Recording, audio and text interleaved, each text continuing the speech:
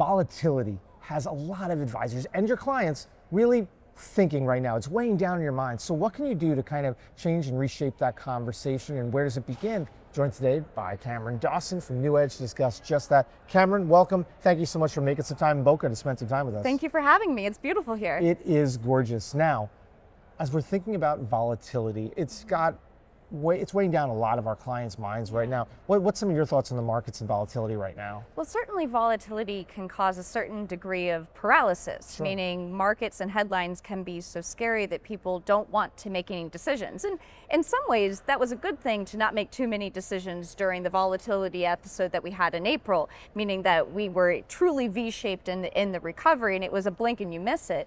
But what we've been trying to argue to clients all year long is that it's less about where the S&P 500 ends at the end of 2025, and far more important, what you do with the volatility along the way. So we were preparing clients at the beginning of the year saying, expect higher volatility. Valuations are high, positioning is crowded, expectations for only good things were abounding.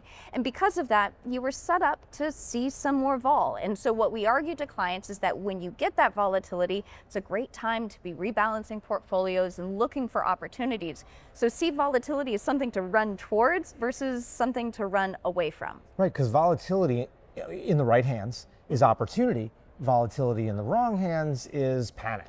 So how do you make sure you keep your clients level-headed and on the right side of that? Well, the classic phrase, if everybody has a plan until they get punched in the face. Right, Mike Tyson. Yes. What we try to do is have a plan for volatility, though, meaning that if we have cash balances that are sitting on the sidelines, we say, if we have a 5% drawdown, we're going to allocate this much. If that gets to 10%, we're going to accelerate our allocations.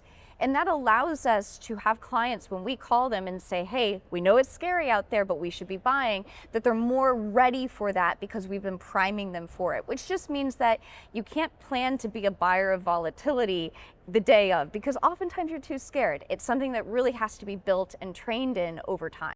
So what are some building blocks? Where should we begin so that clients and advisors are on the right sides here? One way to navigate this is really focusing on quality for the long run. So one of the things that quality does is that it allows you to see less degree of a drawdown to the downside and still participate in the upside. And there's lots of great quality solutions out there from an equity perspective.